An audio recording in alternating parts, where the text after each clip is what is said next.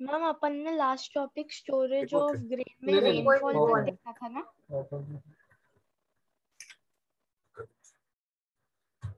Previous में जाना, previous में जाओगे ना, प्रीवियस में जाओगे ना तो आपको मीटिंग मिल जाएगी आर्मी क्लासेस। बच्चे ज्वाइन ऑलरेडी। हम शेयर हो गया ना, मुझे जरा शेयर हो गया बच्चे। बेटा स्क्रीन शेयर हो गया? Yes ma'am. यस मैम हो गया। स्क्रीन शेयर हो गया। या फिर इससे लिया ना? मैंने बताया था ना उसमें।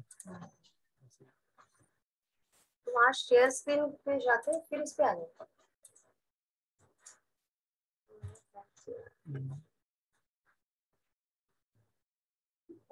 हमारे इसमें मैम अपन ने last topic storage of Yes, grain बेटा, में yes, प्रिवेंटिव yes. मेजर्स देखे थे ना। यस बेटा, यस। हमको वो फ्यूमिगेशन देखना बचा था, लास्ट वाला टॉपिक है ना।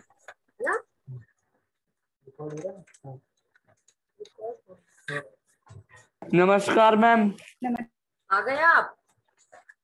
यस मैम आ गए। आपका इंतजार हो रहा है। That's why I'm not अच्छा stuck. मैम। चलो चलो हम पढ़ना स्टार्ट करते हैं। हमने पढ़ा था यहाँ पर हमने ये एयरबॉर्न डिसीज, वाटरबॉर्न डिसीज, ये यस मैम प्रिवेंटिव मेजर्स तक कर प्रिवेंटिव लिए। मेजर्स हमने कर लिया था।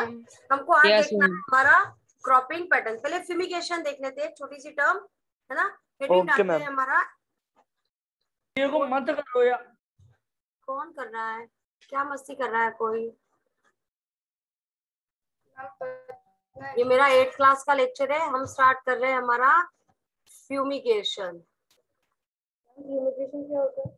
बहुत बड़ा बड़ा voice is coming. Voice is not coming. क्यों म्यूट हो गया क्या? मैम आ रही है। मैम योर वॉइस आ इज रही है। Coming clearly ma'am. चलो फ्यूमिगेशन को देख लेते हैं। फ्यूमिगेशन मतलब क्या? तो फ्यूमिगेशन मतलब हम बोलते हैं pesticides destroy the insects by forming a toxic. Excuse me ma'am. हाँ बोलो बोलो। मैम जो आपने लास्ट स्टोरेज ग्रेन तक पढ़ा दिया था और उसके प्रिवेंटिव मेजर्स तक बता दिए थे, आप उसके आगे से करा रहे हैं? हाँ बेटा। Okay ma'am. तो मैम ये प्रिवेंटिव मेजर्स के आगे से हेडिंग डालिए। प्रिवेंटिव मेजर के आगे हेडिंग डालो फ्यूमिगेशन। एक छोटा सा टर्म है ना। व्हेन वी आर यूजिंग, बता रही बेटा, when we are using pesticides in the field, pesticides used in field, field मतलब of course our crop field. जब हम पेस्टिसाइड्स को फील्ड के अंदर यूज करते हैं तो ये पेस्टिसाइड जो होते हैं इट रिलीज, मैं एरो करके बता रही हूँ, this pesticides release fumes in the nature, है ना। ये कुछ फ्यूम्स को रिलीज करते हैं and this fumes are toxic. They release the toxic fumes in the nature. Soil में? हाँ सॉइल में। So that we call the fumigants. अच्छा मैम, ये पेस्टिसाइड छिड़कने से जो टॉक्सिक वेस्ट होता है वो रिलीज कर देते हैं। हाँ उसको अपन फ्यूमिगेंट्स बोलते हैं। Fumigants, okay ma'am. अब जैसे मैंने वो कॉकरोच का वेट जैसे मैंने कॉकरोच हिट वाला स्प्रे किया, वो कोने में स्प्रे करूंगी तब इतनी स्मेल नहीं आएगी, थोड़ी देर बाद पूरे कमरे पूरे घर में स्मेल फैल जाएगी। तो उसके अंदर के जो टॉक्सिक फ्यूम्स है वो नेचर में स्प्रेड हो जाते हैं और उसकी वजह से अंदर छुपे हुए सारे कॉकरोच निकल के बाहर आ जाएंगे। हम रात को करके सोते हैं तो सुबह बहुत सारे मरे हुए हमको दिखते हैं। So this toxic fumes destroy the insect and paste present in the field. Yes ma'am. But her substance से ऐसे फ्यूम्स रिलीज होके नहीं आते हैं, बट कुछ सब्सटेंस से ऐसे फ्यूम्स रिलीज होके आते हैं। जैसे मैंने बोला कपूर है, कैम्फर, हम कपूर को रखते हैं तो थोड़े दिन बाद वो पूरा खत्म हो जाता है अपने आप, अगर ओपनली रखा है तो। Yes ma'am. इट इवोपरेट हो जाता है और उसके फ्यूम, कपूर की खुशबू पूरे कमरे में फैल जाएगी। Yes ma'am. सो वो फ्यूम्स में कन्वर्ट, हाँ वो फ्यूम्स में कन्वर्ट हो रहा है, बट वो कपूर वाले fumes are not toxic. But यहाँ जो डाउट है मैम। बोलो मैम, जो मैम चैप्टर आएगा मैम एग्रीकल्चर वाला, मैम वो पूरा आएगा? पूरा आएगा। तो मैम अभी अच्छा मैम आप कंप्लीट करा दोगी। हाँ मैं अभी फटाफट कंप्लीट करा रही हूँ। Okay ma'am. और मैम मैं आपको फ्यूमिगेंट्स का मतलब टॉक्सिक सब्सटेंस होता है। substance fumigants means we say that the toxic substance। Ma'am मेरा डाउट है। हाँ बोलो। मैम मतलब फ्यूमिगेशन वो हो गया, पेस्टिसाइड्स को हम फील्ड्स में डालते हैं तो जो सब्सटेंस निकल के आता है प्लांट से वैसे, तो वो फ्यूम्स होता है, तो इसको फ्यूमिगेशन बोलते हैं। हाँ वो फ्यूमिगेंट्स है। ओके है ना। और प्रोसेस इज योर फ्यूमिगेशन, मतलब spread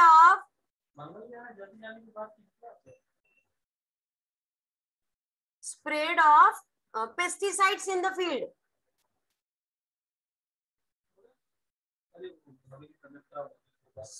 spread of pesticides in field.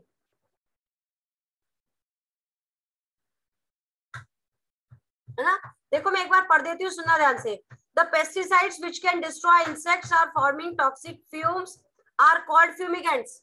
मतलब वो पेस्टिसाइड से हुए ना जो टॉक्सिक सब्सटेंस को रिलीज कर रहे हैं। Yes ma'am. है ना, वो फ्यूमिगेंट्स हो गए। और प्रोसेस को क्या बोला? फ्यूमिगेशन।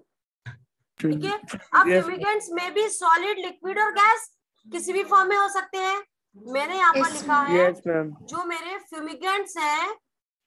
अब जैसे मैंने कपूर की बात करी वो सॉलिड है। Fumigants may be solid, it may be liquid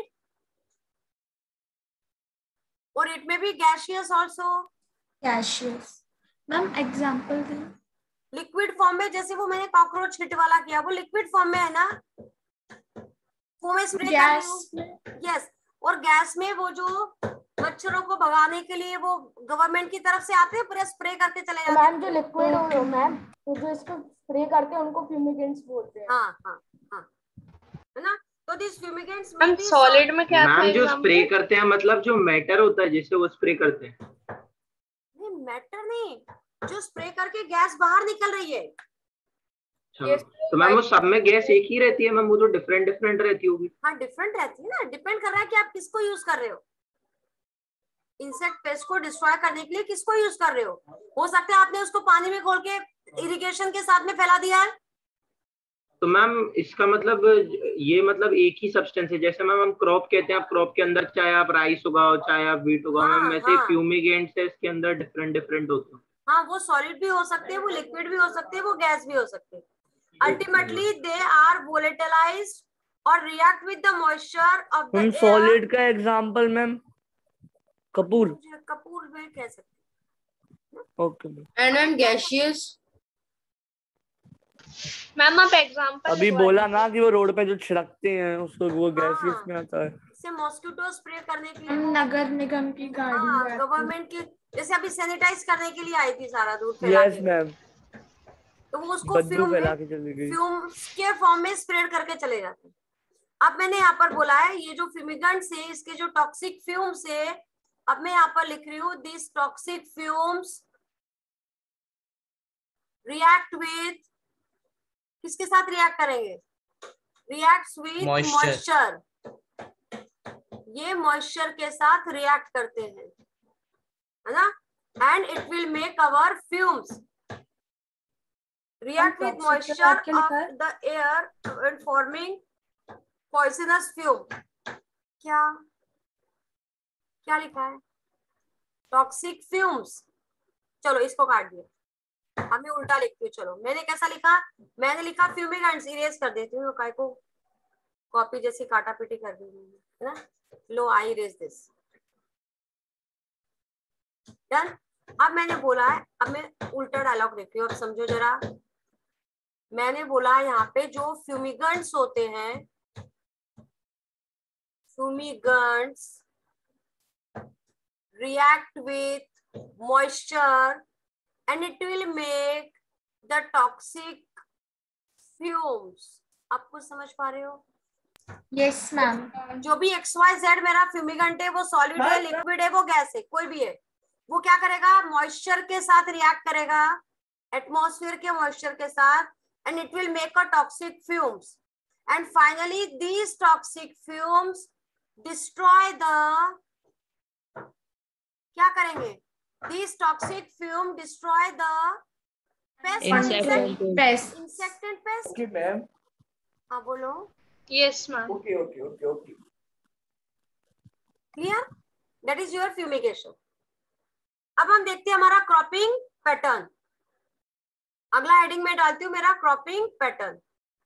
cropping pattern में हमको देखना है कि यहां मैंने हेडिंग डाला क्रॉपिंग, चेंज ही नहीं हुआ, कोई बात नहीं, जाने दो। यहां मैंने हेडिंग डाला है क्रॉपिंग पैटर्न।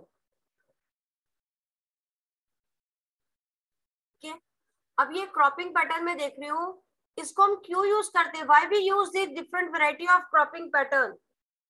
क्रॉपिंग पैटर्न मतलब हम कह रहे हैं it help to obtain the maximum benefit of the soil, या मैं बोल सकती हूँ maximum utilization of the soil, है ना? This cropping pattern which just increase the crop maximum benefit from the same piece of land. Cropping pattern utilize, ऐसा लिखते हैं, utilize to get maximum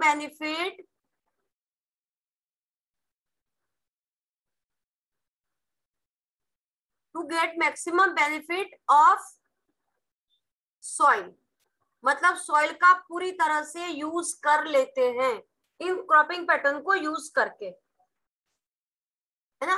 अब हमको क्या क्या बेनिफिट हो सकते हैं, है ना? We just do the benefit from the same piece of land. और क्या कर सकते हैं? हम कह सकते हैं इट रिड्यूस द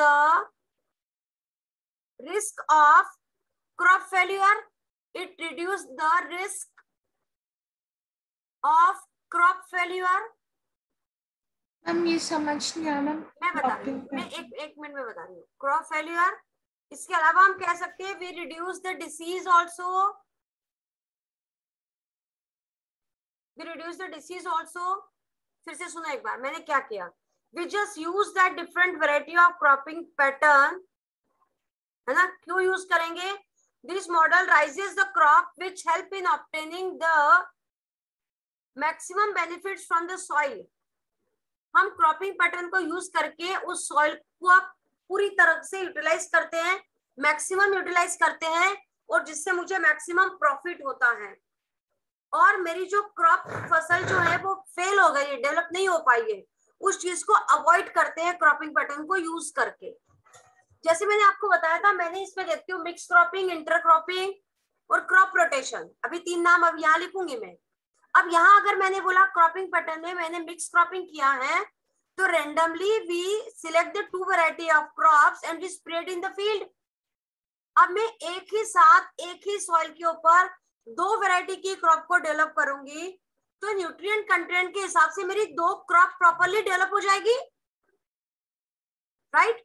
अब अगर मैंने बोला एक क्रॉप को प्रॉपर न्यूट्रिएंट नहीं मिला, एक क्रॉप गलती से खराब भी हो जाती है, तो दूसरी क्रॉप से मुझे फायदा होगा, मैं टोटल लॉस में तो नहीं जाऊंगी ना?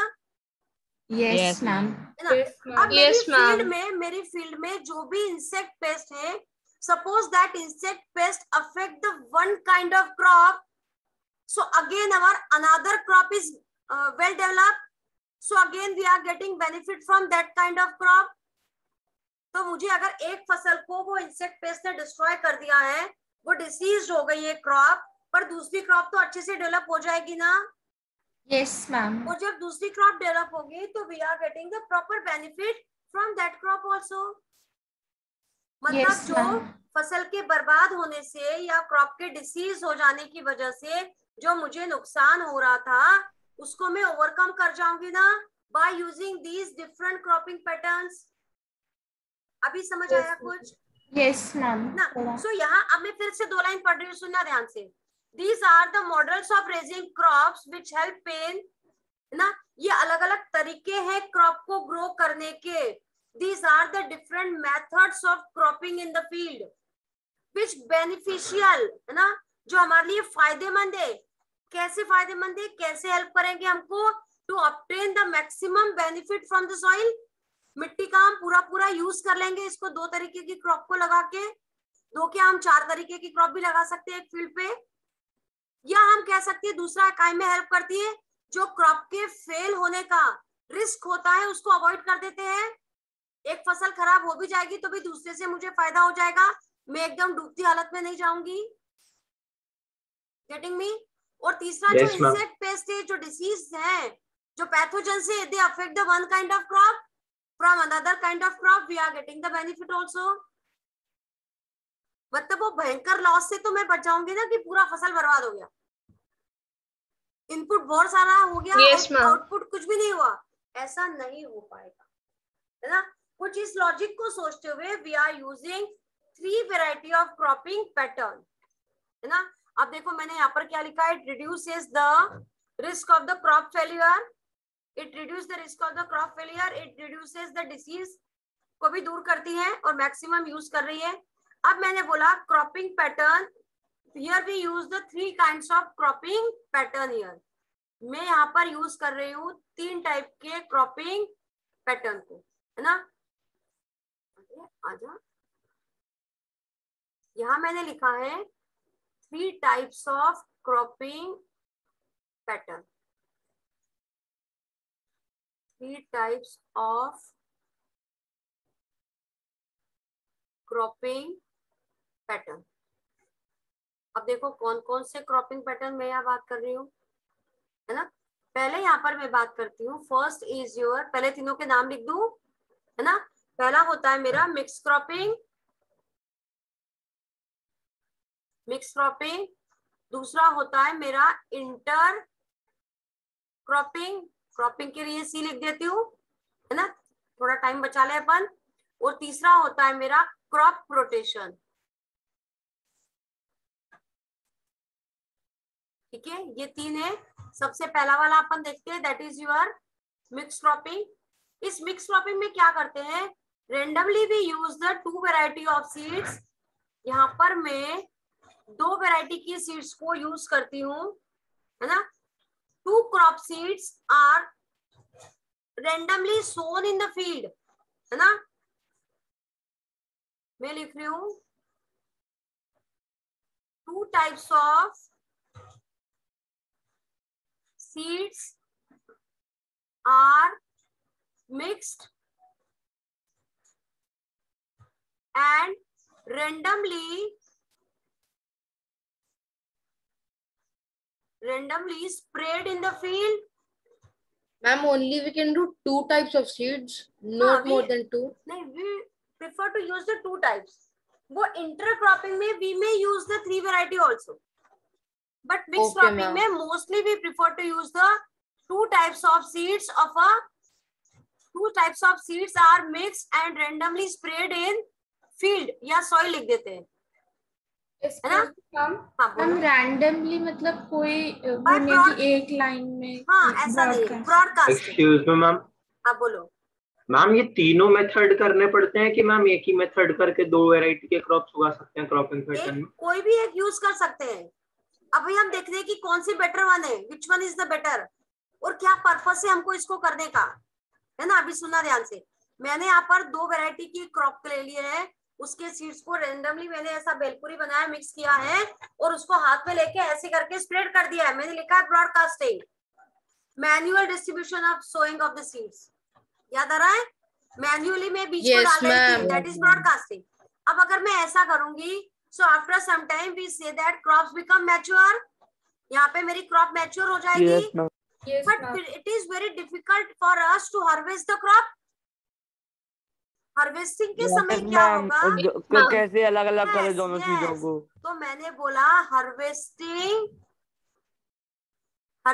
में भी we are getting mix crop. Ma'am इसे ब्रॉडकास्टिंग ही क्यों करते हैं, मोस्टली इसी मेथड को यूज किया जाता है। मैम इसमें सीड ड्रिल भी तो डाल सकते हैं ना। हाँ कर सकते हैं बेटा, but it was the old method, आजकल ऐसा कोई नहीं करता। जब से शुरू में इस पैटर्न को फॉलो करने की कोशिश की गई, एक साथ में एक लैंड के ऊपर 2 वैरायटी के क्रॉप को डेवलप करने का कोशिश किया, तब वहां पर इन्होंने सीड्स को रैंडम ऐसे 2 वैरायटी की सीड्स को मिलाया और रैंडमली सॉइल में स्प्रेड कर दिया। अब वो कोई भी कहीं भी ग्रो कर रहा है, ब्रॉडकास्टिंग से तो खराब हो जाएगा। खराब हुआ ना, उनका लॉस हुआ, तभी उन्होंने फिर इंटरक्रॉपिंग को यूज किया। जब देखो गलती करेंगे सीखेंगे तभी तो आगे वो गलती नहीं मैम करेंगे। मिक्स्ड क्रॉपिंग में मैम सीडरल यूज नहीं कर सकते? Okay ma'am. कर सकते हैं। ये प्रीवियस मैम ये पहले का है मतलब। हाँ ये पहले का मेथड है। अच्छा ओके मैम। तो ब्रॉडकास्टिंग ओके मैम। हाँ तो उस समय पे ब्रॉडकास्टिंग ही यूज किया जाता था। हार्वेस्टिंग के बाद मैम क्या लिखा है? एक मिनट लिख रही हूँ यार, ये मेरा पेन कहाँ चला गया, दिख रहा है कहीं? ये रहा। Yes ma'am. मैं इसको इरेज करूँ, गड़बड़ लिख दिया मैंने। अभी पहले मैं आपको ना एग्जांपल्स बताऊं तो आपको समझ में आएगा। ये पॉइंट मैम पे बात किसको इरेज करना है? मैम मिक्स्ड दाल आती है वो मैम मिक्स्ड क्रॉपिंग से बनी हुई। नहीं, वो तो हम अलग से करते हैं बेटा, क्योंकि दालों का रेशो भी अलग अलग होता है उसके ना। मैम मिक्स्ड क्रॉप में मैम ऐसा थोड़ी है कि मैम एक पेड़ पे दो तरीके के क्रॉप उगाएंगे ना बेटा ना, वो तो अलग अलग क्रॉप एक फील्ड के अलग अंदर अलग क्रॉप बोलेंगे लेकिन एक ही फील्ड में। अब देखो जैसे मैं यहाँ नहीं एग्जांपल मैम, वो किसी ने बोला ना मिक्स दाल, तो मैम मुझे लगा एक ही पेड़ से तरह तरह की दाल। तुमने कुछ ज्यादा ही दिमाग लगा लिया अपना। उसने बोला मिक्स दाल बनी है तो वो खेतों में भी मिक्सी उगी होगी और वो मिक्सी हार्वेस्ट होके आई है और हम डब्बों में मिक्सी भर रहे हैं और कुकर में वही दाल पका रहे हैं। ऐसा नहीं होता है। You are getting me? और ऐसा बिल्कुल नहीं होगा। मिक्स क्रॉपिंग मतलब एक ही पेड़ के ऊपर गेहूं भी लग रहा है और चना भी लग रहा है। अरे ऐसा मिक्स क्रॉपिंग नहीं होता है भगवानों। Okay ma'am. Mix cropping ma'am mixed cropping में जैसे मैंने व्हीट लिया, व्हीट और मस्टर्ड, मैंने गेहूं का बीज लिया है और उसके साथ मैंने सरसों का बीज लिया। मस्टर्ड समझती हो शायद? मैम ये तो अलग अलग सीजन की होती है ना? हाँ तो सभी, अरे तभी तो ग्रो कर पाएगी ना। आप एक विंटर वाला वैरायटी ले रहे हो और एक समर वाला वैरायटी ले रहे हो तो conditions are not favourable, so they are not grown properly. ये तो कॉमन सी बात है। अगर मैं रबी क्रॉप का ले रही हूँ तो we use the rabi crop का 2 वैरायटी, सो वो उस सीजन में वो दोनों क्रॉप प्रॉपर्ली डेवलप हो पाएगा ना। ये बेमौसम की बारिश तो हो नहीं सकती ना, और होगी तो वो फायदे की नहीं रहेगी। हाँ बोलो मैम। मिक्स्ड क्रॉपिंग में जैसे 2 सीड्स डालते हैं तो मैम उसे रैंडमली कहीं भी थोड़ी ना, मतलब एक फील्ड में अलग अलग साइड में डालते होंगे ना, एक साइड में ये देखो सुनो मेरी बात और दूसरी साइड। अरे रुक जाओ। अब मैंने यहाँ पे क्या लिया, मैंने गेहूं लिया है, व्हीट और मस्टर्ड लिया है। अब व्हीट को मैंने ऐसा नहीं किया कि इतने आधे खेत में मैंने गेहूं बो दिया है, आधे खेत में मैंने मस्टर्ड बो दिया, ऐसा नहीं किया। अभी समझ आया? लेकिन मैंने तो कोई हेल्पफुल होगा ना। हाँ तभी मैंने बोला we mix the 2 variety of seeds. मैंने गेहूं और चना को लेके मिक्सचर बना लिया, भेलपुरी। अब उस मिक्सचर को मैंने ऐसा हाथ में उठाया, अब इसके हाथ के अंदर मेरा गेहूं भी है और चना भी है, और मैंने इसको ऐसे करके खेतों में फेंकती चली गई, फैलाती चली गई। अब क्या हुआ, कहीं भी गेहूं डेवलप हो गया, कहीं भी चना डेवलप हो गया। यस मैम, वही लॉस हुआ ब्रॉडकास्टिंग। अब सुनो, अब जब हम हार्वेस्ट करेंगे तो हार्वेस्टिंग के समय भी मुझे मिक्सचर ही मिलेगा ना, गेहूं और मस्टर्ड का, है ना, चना सरसों का, मस्टर्ड और व्हीट का मुझे मिक्सचर मिलेगा। अब मेरा मैन्युअल वर्क बढ़ गया ना, उसको बीनना पड़ेगा, सेपरेट करना पड़ेगा। You are getting me? Yes ma'am. Yes ma'am. से कोई नई चीज बन जाएगी। हाँ, ये कोई अच्छा तरीका तो नहीं हुआ, इसमें मैनुअल लेबर और बढ़ गया। या हो सकता है बहुत बार मार्केट में भी ऐसे मिक्स कंडीशन में पहुंच जाता है, जो मार्केट से जो सेकंड लेवल के खरीदने वाले होते हैं वो उसको सॉर्टिंग आउट कर लेते हैं। But it is not a simple task, it is not easy, है ना, it is not a good. Ma'am कभी कभी मैम मिला हुआ लेते भी तो है मैम। हाँ तभी तो मैं कह रही हूँ, थोड़ा बहुत कुछ मिला, जो स्टॉक करते हैं ना वो मिला हुआ ही ले लेते हैं, फिर अपने लेवल पे अलग कराते और अलग अलग थोड़ा थोड़ा कराते जाते और बेचते जाते। मैम उससे वो सस्ता भी आता है, तो उनको सस्ता पड़ता है और बाद में वो महंगा बेचते हैं, उनको फायदा होता है। हम वो तो थोक में एक के बदले 2 खरीद लेते हैं। थोक की बात करते हैं। तो यहाँ मैंने मिक्स क्रॉपिंग में एग्जांपल आपको बताया। पेन कहाँ चला गया?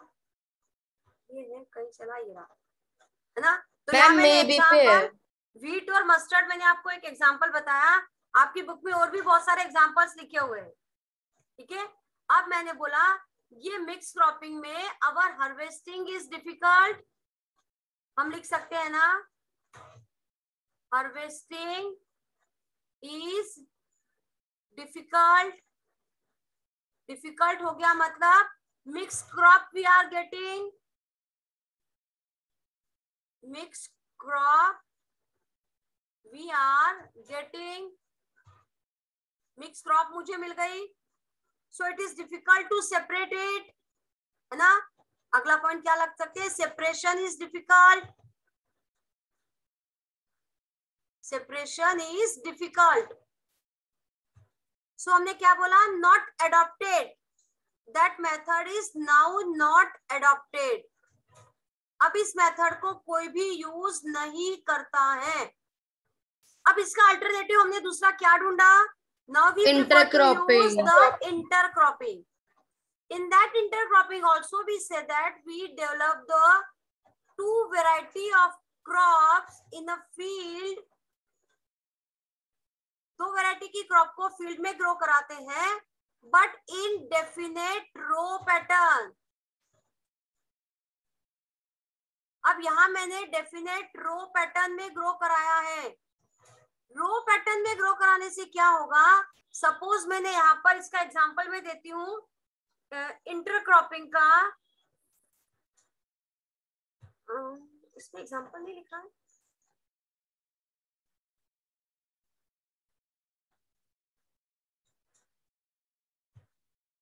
ये ले लेते हैं, चलो ये व्हीट और मस्टर्ड ही लेते हैं। Suppose we are growing wheat, so we grow the 2 rows of wheat and we develop the 3 rows of mustard, या मैं बोलूं 4 रो मैंने मस्टर्ड की ग्रो कर दी है। कैसा भी उल्टा कर सकते हैं, मतलब यहाँ पर अपन 1 रो 2 रो या 3 रो में अरेंजमेंट कर सकते हैं। Now it become easy to harvest ना। Yes ma'am. है ना, तो मैं मैम उन्हें मिक्स करके कर रहे हैं या अलग अलग से रो बना अलग अलग कर रहे हैं, इजीली हार्वेस्ट। पहले व्हीट की बनाई फिर मस्टर्ड की बनाई, तो वो अब सेपरेट देखो अलग अगर अलग। ये मेरा खेत है, सपोज ये मेरा खेत है, तो मैंने क्या किया, इस खेत के अंदर ये बो दिया 2 रो मेरा गेहूं, या 2 रो चलो मस्टर्ड को बो दिया, है ना, और बाकी 4 रो पे मैंने गेहूं को बो दिया। समझ आ रहा है? Yes ma'am. है ना, और बाद में मैंने वापस यहाँ पे मस्टर्ड को लगा दिया। सो अब यहाँ मैंने डेफिनेट रो पैटर्न में ग्रो कराया ना, अलग अलग। ये मैंने बोला यस मैम। ये मेरा मस्टर्ड है, ये भी मेरा मस्टर्ड है, और ये मेरा व्हीट है, गेहूं है।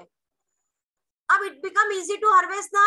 मैं पहले ऐसा वो हार्वेस्टर को घुमाऊंगी, मस्टर्ड पहले अलग कर लूंगी, बाद में गेहूं काट दूंगी। So easily harvested, so it become better. ये ज्यादा अच्छा तरीका हुआ है। Excuse me ma'am. यस बेटा। मैम वैसे इसका क्या फायदा होगा कि मस्टर्ड अपन ने ऐसे अलग कर लिया, व्हीट को बीच में रख दिया, मैम इसका क्या फायदा हुआ? बेटा हमने जब इकट्ठा वो तो एग्जांपल लेने के लिए दिया है। अगर मैंने मिक्स क्रॉपिंग किया है तो मिक्स क्रॉपिंग में मुझे सारा मिक्सचर मिला था ना, so it is difficult for us to separate the things ना। मुझे उसको सेपरेट करने में लेबर लगाना, खेत में लेबर लगाना पड़ा, उनको कुछ पैसा देना पड़ा, इन्वेस्ट करना पड़ा ना। Yes ma'am. करना पड़ा।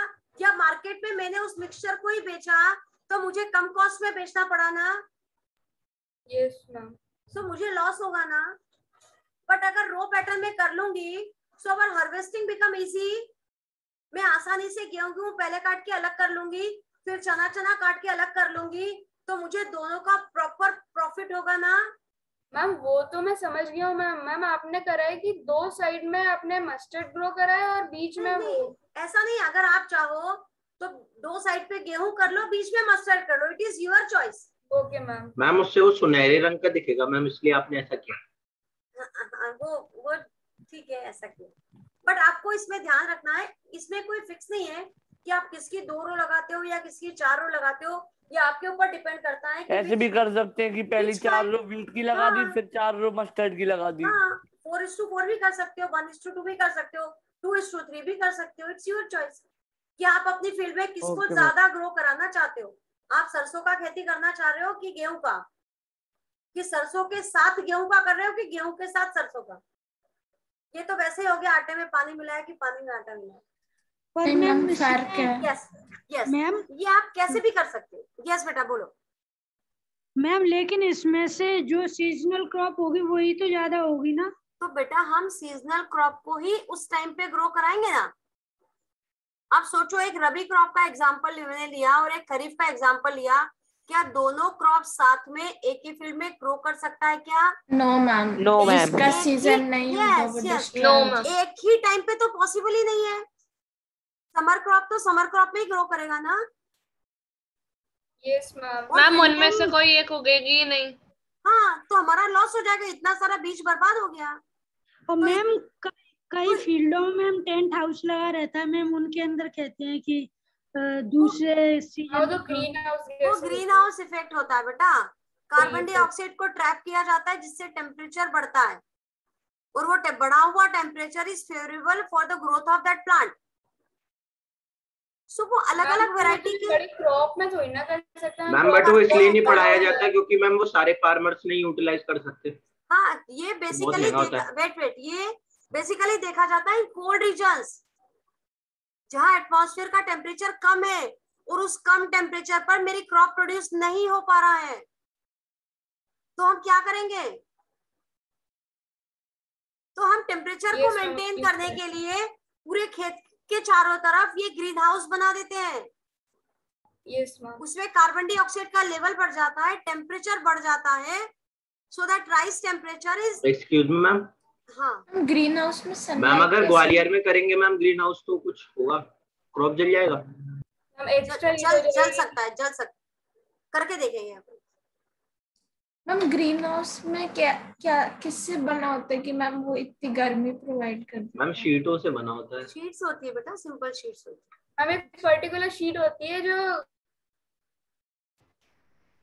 आप बोलो। मैम उसकी आवाज ही अटक गई। मैम एक बार आप उस टॉपिक पे बता दो। हाँ, मैं बता दूंगी, आगे आएगा अपना वो टॉपिक, मैं बताऊंगी उसको, चिंता नहीं करो। अभी अपन मैम अभी तो चैप्टर में बहुत ज्यादा। ओके मैम, अभी अपन इसको खत्म कर ले बेटा, है ना? Okay ma'am. चलो, अब हमारा यहाँ बचा last crop rotation. Crop rotation में क्या देखते हैं? सपोज मैंने एक साल एक क्रॉप लगाया है तो दूसरे साल में दूसरा क्रॉप ग्रो करूंगी, है ना? मतलब we just rotate the crop,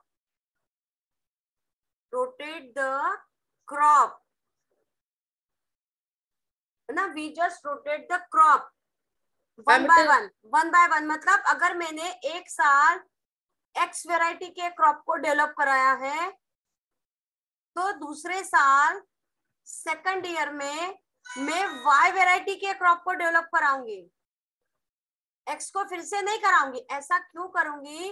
it is only on the basis of nutrient present in your soil. देखो कैसे, अब मैंने बोला मेरी सॉइल में नाइट्रोजन ज्यादा है, so we require the leguminous plant require more nitrogen. Yes ma'am. तो जब सॉइल में नाइट्रोजन ज्यादा है तो पहले मैं लेग्यूमिनस प्लांट को ग्रो कराया, अब इस लेग्यूमिनस प्लांट का मैंने हार्वेस्टिंग कर दिया।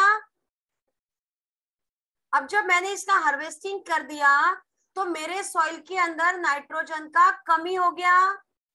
Yes ma'am. क्योंकि सारा नाइट्रोजन लेग्यूमिनस प्लांट ने यूटिलाइज कर दिया। अब ma'am so we will grow non globular. Yes, अब मैं मैम आप क्रॉप रोटेशन तो मैम स्टार्टिंग से पढ़ा रहे हो जब से आपने चैप्टर शुरू किया है। हाँ, अब देखो, अब मैंने बोला यहाँ पे अगर मैंने वापस लेग्यूमिनस प्लांट को ग्रो कराया तो मेरे सॉइल में नाइट्रोजन का डिफिशियंसी है ना? Yes ma'am. है ना? और अगर नाइट्रोजन का डिफिशियंसी है और फिर भी मैं लेग्यूमिनस प्लांट को ग्रो कराऊंगी तो मेरा क्रॉप डेवलप नहीं हो पाएगा ना? Yes ma'am. ना मुझे लॉस हो जाएगा, या तो मुझे फर्टिलाइजर खरीद के डालना पड़ेगा, मेरा पैसा और खर्चा हो जाएगा। मैम सो मैं हाँ बोलो मैम परमानेंट क्रॉप भी तो होती है मैम, उनमें लॉस नहीं होता? परमानेंट क्रॉप में तो कंटिन्यूअसली दे आर यूजिंग, वहां तो मेंटेन करते हैं ना फर्टिलाइजर मैन्यूर्स को डाल के। और वो जो वेट जो परमानेंट क्रॉप हम सिलेक्ट करते हैं that is also according to the nutrient content of the soil. वो भी मैं सॉइल के न्यूट्रिएंट कंटेंट के हिसाब से ही डिसाइड करती हूँ कि मुझे यहाँ आम बोना है या क्या बोना है। Yes ma'am. बोलो। मैम लेग्यूमिनस प्लांट्स को ग्रो करने के लिए भी ज्यादा नाइट्रोजन चाहिए, और वो मैम फिर जो उनके रूट नोड्यूल्स होते हैं मैम वो नाइट्रोजन कन्वर्ट कर देते हैं हाँ तो मैम फिर तो उनको सॉइल को नाइट्रोजन से मतलब बढ़ाना चाहिए ना मैम। फिर से बोलो, एक बार फिर से बोल दो प्लीज। मैम लेग्यूमिनस प्लांट्स को नाइट्रोजन ग्रो करने के लिए चाहिए, लेकिन मैम उनके रूट नोड्यूल्स में राइजोबियम बैक्टीरिया होता है जो नाइट्रोजन को सॉल्युबल फॉर्म में कर देता है।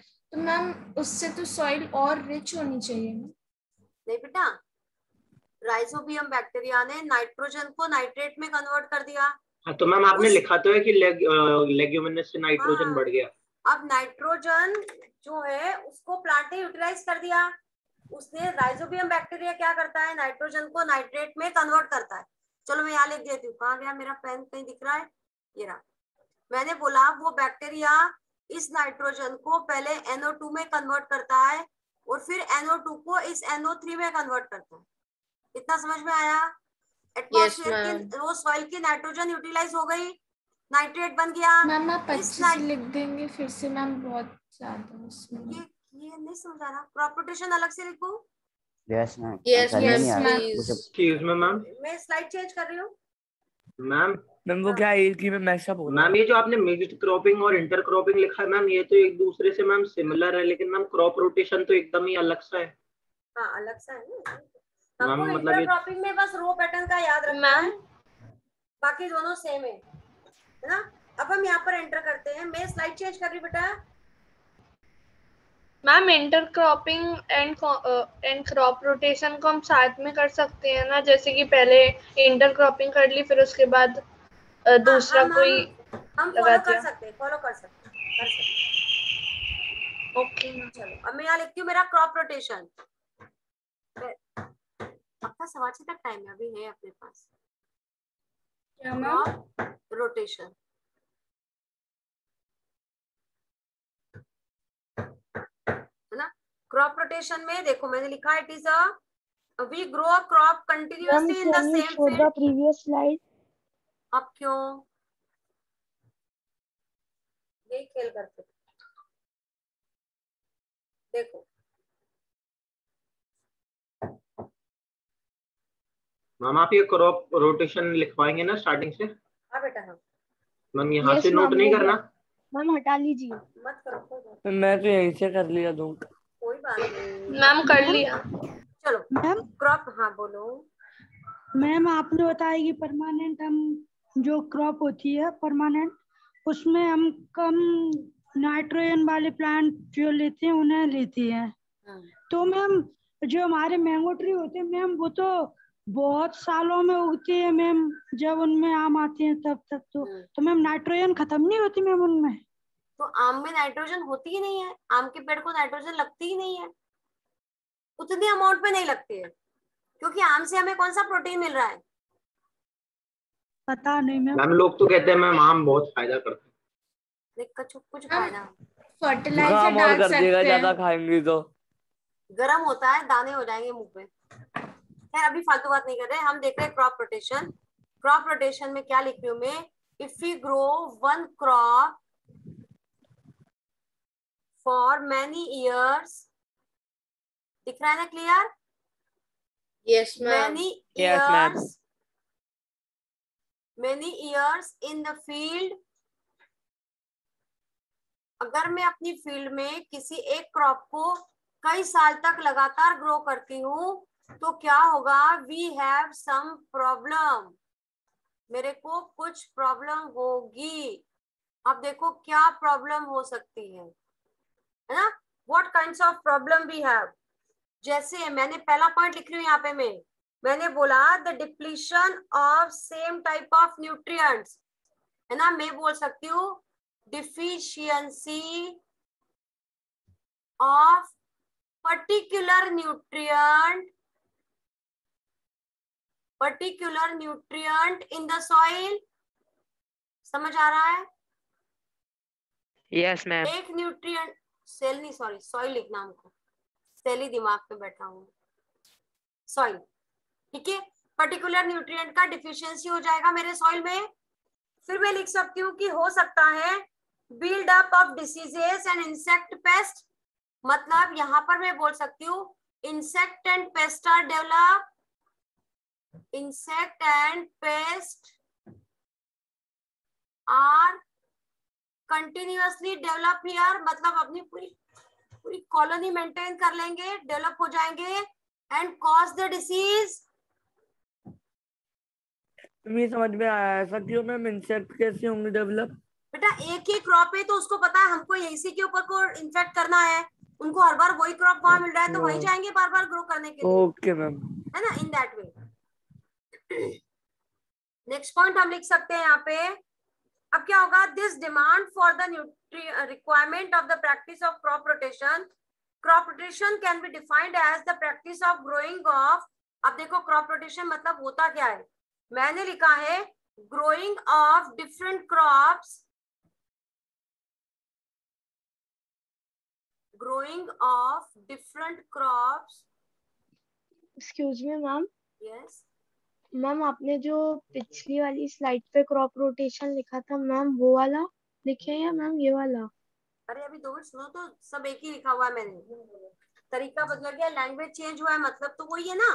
अभी देखो पूरा लिखूंगी तो समझ आ जाएगा। ओके मैम, आपको तो नोट मैम करना ये है, वाला आप लिख लें। ये वाला भी लिख लो साथ में, कोई बात नहीं, 2 लाइन ज्यादा लिखोगे पाप नहीं लगेगा, है ना। Okay growing of different crops, growing of different crops on a land, है ना, on the land in pre-planned manner,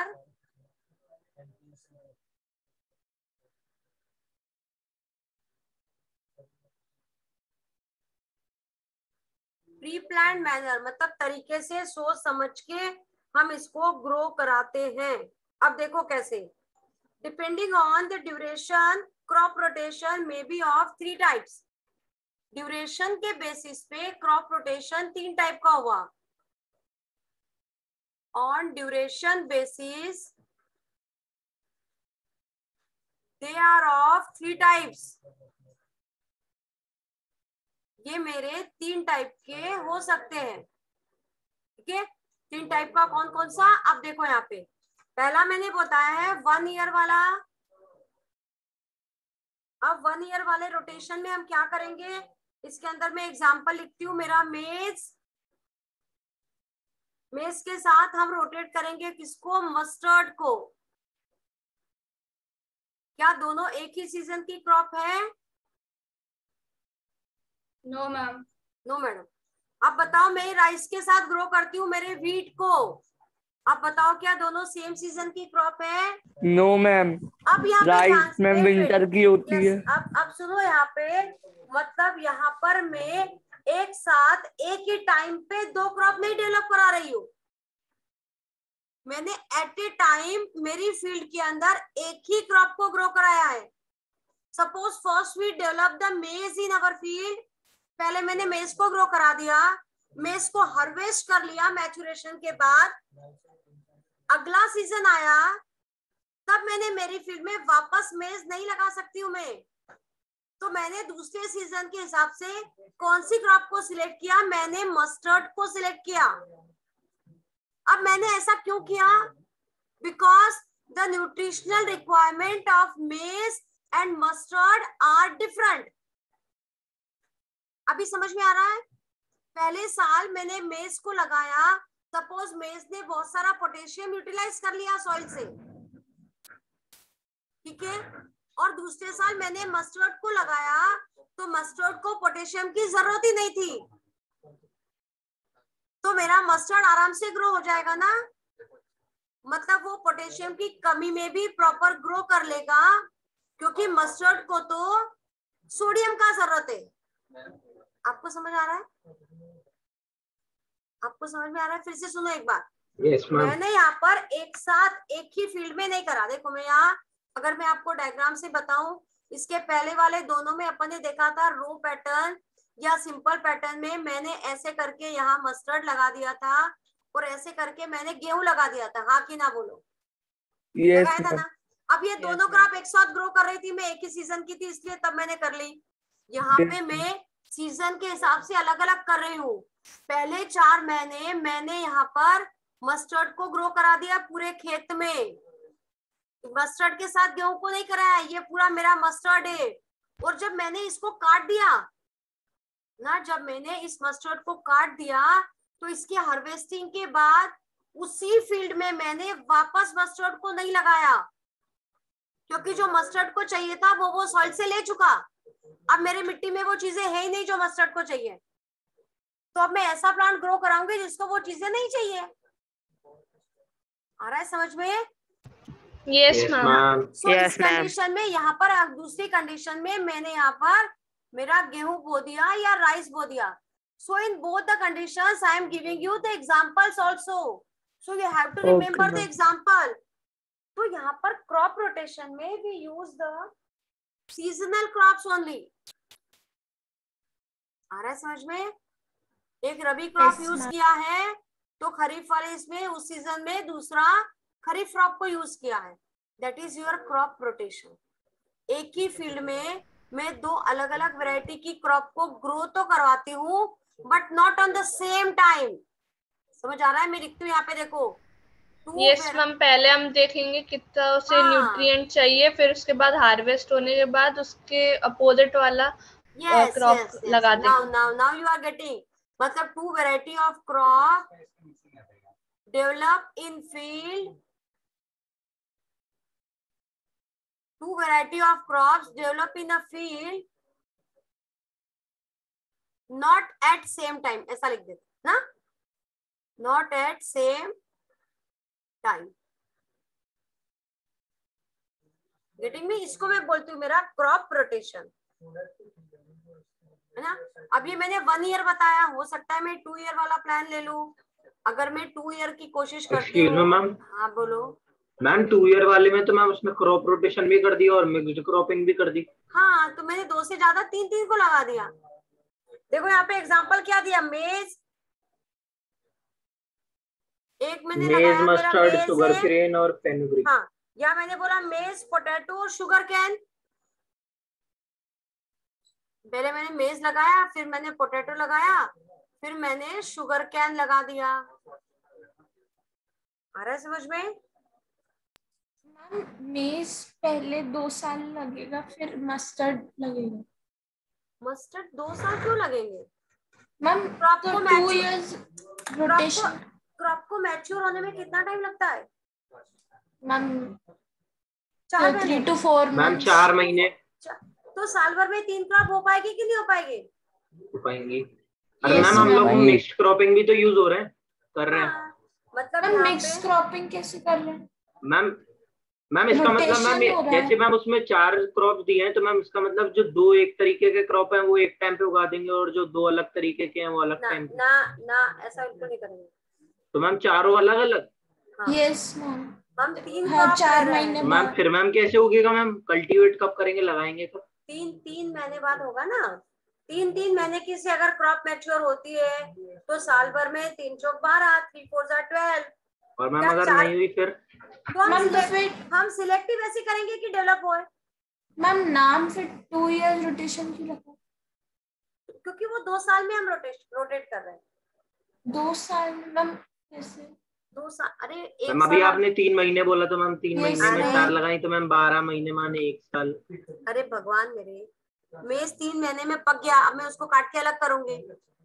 अब मैं कुछ और लगाऊंगी। मैंने उसी फील्ड में पोटैटो लगा दिया, अगले 3 महीने में आलू पक के तैयार हो गया, आलू को हटा दिया, अब मैंने वहां गन्ना बो दिया। यार जमीन का वही टुकड़ा है। Yes ma'am. अलग अलग टाइम पीरियड में एक को काटने के बाद दूसरा लगाया, दूसरे को काटने के बाद तीसरा लगाया। ये किस बेसिस पे किया? Nutrient requirement of the crop. Ma'am तो इसका 2 इयर्स क्यों रखा? ऐसा मैंने लगातार 2 साल किया। मैम फिर 2 साल के बाद फैलो छोड़ना पड़ेगा। हाँ, 2 साल के बाद मैंने थोड़ी देर के लिए फील्ड को छोड़ा and we change our crop. फिर मैं चाहूँ तो फिर से मैंने अपने क्रॉप को चेंज कर लिया। आ रहा है समझ में? तो मैम इसमें इंटर क्रॉपिंग, मिक्स क्रॉपिंग नहीं हो रही है? हाँ, नहीं हो।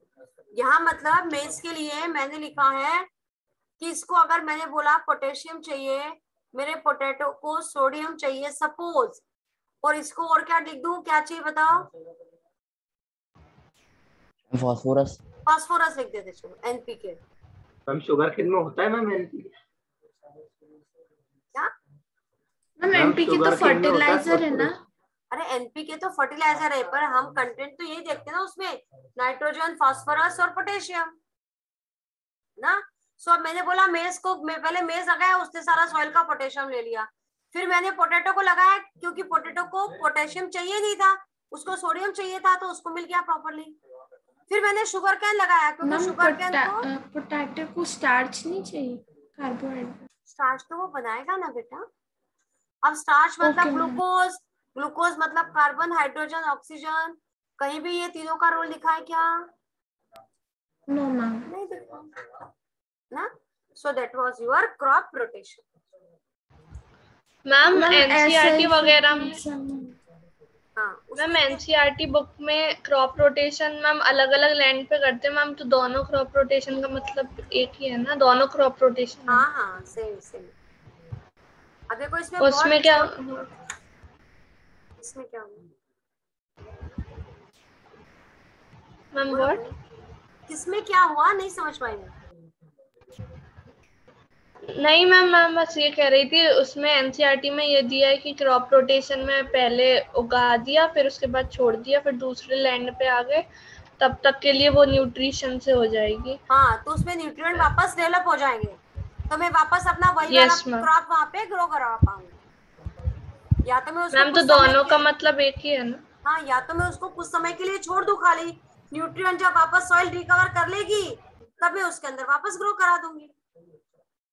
पर तब तक मैं अपनी फील्ड को खाली छोड़ूंगी क्या? ऐसे तो मुझे नुकसान होगा ना मैम। उसमें एनसीईआरटी में सिर्फ 1 ईयर रोटेशन का एग्जांपल दिया है। ठीक है, अब मुझे अगला टॉपिक देखना बेटा, क्रॉप वैरायटी डेवलपमेंट इम्प्रूवमेंट। अब पहले एक बात मेरी सुनो, ये मैं आपको अभी बता दूंगी थोड़ा सा टेक्निक हाइब्रिडाइजेशन, वो अभी अपने पास 5-10 मिनट है पढ़ने के लिए। इसके बाद की कहानी आप सुनो। अब इसके बाद मुश्किल से एक पेज पढ़ना बचा है ना। देख रहे हो आपके सामने बुक है, एक पेज मतलब यहाँ हमको देखना है ऑर्गेनिक फार्मिंग, सस्टेनेबल डेवलपमेंट, है ना। ये 2 पेज थोड़ा सा आप पढ़ के देखना, आपको समझ में आ जाएगा। मैं सिर्फ इसलिए बात कर रही हूँ क्योंकि आपका टेस्ट है, टेस्ट के बाद हम इन टॉपिक को रिवाइज कर लेंगे। मैं पूरी कोशिश करूंगी कि एक पीरियड और आपकी क्लास में ले लूं। मैम डाउट होगा तो व्हाट्सएप पे पूछ सकते हैं। हाँ हाँ, ये कंप्लीट कर दूं। एक बात और बोल रही हूँ, ये टॉपिक्स का मैं नोट्स बना के जैसा स्क्रीन पे लिख रही हूँ वैसा लिख के मैं ग्रुप पे डाल दूंगी कल। Okay ma'am. ठीक है, तो आपका चैप्टर कंप्लीट हो जाएगा। चैप्टर कंप्लीट हो जाएगा फॉर्मल चैप्टर पूरा की मैम, ये लास्ट पेज का, ये last page sustainable development, animal husbandry का कुछ पार्ट इंपॉर्टेंट है ना। और ऑर्गेनिक फार्मिंग, 2 ही तो हेडिंग बची अपनी, एक ऑर्गेनिक फार्मिंग बचा, एक सस्टेनेबल डेवलपमेंट बचा, एग्रीकल्चर बचा है, और उसके बाद तो मेरा एनिमल हस्बेंड्री वाला पार्ट है। आ रहा है समझ में? यस मैम, वो तो मैम बहुत छोटा सा है। हाँ, तो एनिमल हस्बेंड्री बहुत छोटा सा, आप एक रीडिंग लगाओगे तो भी आपको आ जाएगा। मैम आप डीपीक्यू देंगे? मैं, हाँ सुन तो लो, तो मैं कल आपको इतने चैप्टर का नोट्स बना के भेजूंगी। पहली बात मैम, एनिमल हस्बेंड्री बस इतना ही आएगा? हाँ, इतना ही चैप्टर ही खत्म हो गया मैम। इससे ज्यादा तो एनसीईआरटी में दिया है, वो घुमा फिरा के दिया है, बात मतलब की उतनी है। ओके मैम, है ना। मैं बुक भी रेफर करके दे दूंगी आपको, चिंता नहीं करो। तो इतने पार्ट के नोट्स बना के मैं कल आपको भेजूंगी, आप अपनी कॉपी में नोट कर लेना ताकि हमारा चैप्टर एक फॉर्मल कंप्लीट होगा, है ना। अब इसके बाद में वेट इसके बाद में मैं आपको एक और डीपीक्यू भी भेजूंगी कल। ठीक है, तो कल की तारीख में आपको ये नोट्स मिलेंगे और आपको डीपीक्यू मिलेगा इस चैप्टर पर कैनवास पे भेज दीजिए। हाँ, अब ये दोनों चीजों को आप सॉल्व करोगे, है ना, तो then you are ready for your exam. ठीक है, मैं ये 2 पेज आपको नोट्स भेजूंगी और एक डीपीक्यू भेजूंगी जिसको आप सॉल्व करोगे प्रॉपरली, और फिर आप संडे को अपना एग्जाम दोगे इस चैप्टर पर बेस्ड। अगर आपको टाइम मिलता है तो फिस्की देखो, इस चैप्टर की पेज टर्न करके देखो, बुकलेट आपके सामने है। फर्स्ट और सेकंड एक्सरसाइज जो है बहुत ही सिंपल है, बहुत आराम, बहुत सिंपल और छोटी सी है। अगर हमको पीरियड मिलेगा तो हम ये सॉल्व करेंगे, बट अभी हमको उसको नेक्स्ट वीक हो जाएगा। है ना।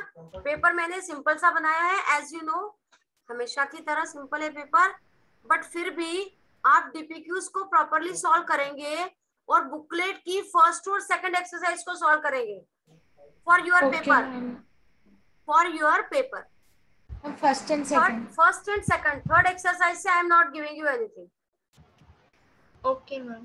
ठीक है, सो आपको क्या काम करना है पता है, मैंने होमवर्क क्या दिया, एक्सरसाइज 1 और 2 करना है जो आप कर सकते हो आराम से। Yes ma'am. कल मैं आपको 2 पेज वाले नोट्स भेजूंगी और एक डीपीक्यू भेजूंगी। ठीक है, ओके मैम। कल चैप्टर खत्म हो जाएगा। हाँ, चैप्टर खत्म हो जाएगा, फिर हम बुकलेट डिस्कशन करेंगे। आपके डाउट के लिए हम 2 क्लास अभी और रखेंगे। Okay ma'am. पर तब तक पेपर हो जाएगा अपना, इसलिए पेपर के पहले मैं आपको वो डीपीक्यू भेज दूंगी और नोट्स भी भेज दूंगी ताकि आपको कंफ्यूजन नहीं होगा, आप प्रॉपर सॉल्व कर लोगे। और बाकी पूरा चैप्टर अपन अच्छे से पढ़े हैं तो एक्सरसाइज 1 और 2 भी आपसे बहुत आसानी से हो जाएगा। सो आप फर्स्ट और सेकंड को भी रिवाइज करेंगे। संडे तक आपके पास अभी 3-4 दिन है। Yes ma'am. ना तो 3-4 दिन में एक दिन में एक काम करोगे तो भी चलेगा। एक दिन नोट्स कर लो, एक दिन डीपीक्यू कर लेना, एक दिन एक्सरसाइज 1 कर लेना, एक दिन एक्सरसाइज 2 कर लेना। मैम एक ही दिन में कर लेंगे मैम, 4 सब्जेक्ट बचे हैं। वो जैसा आपको शेड्यूल बनाना है वैसे, है ना। So in that way you prepare for your exams. ठीक है, और अगर क्लास मिल जाएगा तो मैं क्लास लेके ये पूरा एक्सप्लेन कर ही दूंगी, बचा हुआ थोड़ा सा जो पार्ट है। But you should ready for your exams. Exam से बाद हम एक टर्न और पढ़ेंगे, 2 टर्न और पढ़ेंगे, इस चैप्टर को देंगे, थर्ड एक्सरसाइज और बाकी पार्ट जो भी आपके डाउट्स है उसके लिए। And then we continue with the new chapter that is micro organism. Okay ma'am. Okay ma'am, है ना, कोई दिक्कत नहीं। No ma'am. अब हम नो मैम। तो मैं क्या क्लास क्लोज करूं क्या? 6:15 हो गई। अब टाइम देखो मैम, ये भी आप भेज मैम ये आपने CHO क्या लिखा है मैम, ये बता दो आप। Carbon, hydrogen and oxygen. Ma'am ये क्रॉप वैरायटी इम्पोर्टेंट करवा, क्रॉप वैरायटी इम्प्रूवमेंट में नोट्स भेज दूंगी आप। मैम आपने 3 टाइप लिखे थे, क्रॉप रोटेशन के, हम आपने 2 ही लिखवाए हैं। बेटा ये क्रॉप रोटेशन क्या लिखा है मैंने, ये उसका तीसरा टाइप है ना, भूल गया। अच्छा क्रॉपिंग पैटर्न्स थे वो। क्रॉपिंग पैटर्न में अपन ने 3 टाइप देखे थे। मैम Mixed आपने cropping, लिखा है ना कि क्रॉप रोटेशन के हम ड्यूरेशन बेसिस पे 3 टाइप है। मैम आपने 2 ही लिखे हैं, 1 ईयर और 2 ईयर। 1 ईयर 2 ईयर एक और होता है मेरा, 3 ईयर भी हो सकता है। बट तुमको एक दो साल समझने में ही दिक्कत हो रहा है तो फिर 3 साल वाला कहाँ समझ पाओगे, इसलिए लीव इट। मैंने एग्जांपल मैम उसमें ज्यादा क्रॉप होंगी। हाँ, आपकी बुकलेट में दिए हुए एग्जांपल्स। हाँ मैम सेम ही है, बस 3 मैम 2 एग्जांपल दिए हैं।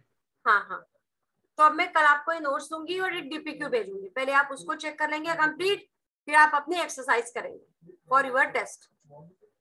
Bye ma'am. Okay ma'am. चलो बाय बेटा। Bye ma'am. Thank you ma'am. Bye ma'am. Bye ma'am, thank you.